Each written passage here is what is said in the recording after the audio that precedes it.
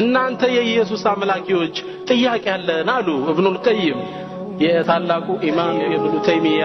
አንጋፋ ደረሳ ኑሪዱ ጀዋበሁ ሚመን ወዓሁ መልስ እንፈልጋለን የተረዳ ካላሉ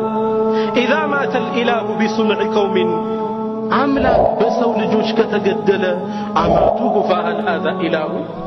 ጌታ ነው ታዲያ ሰው ከገደለው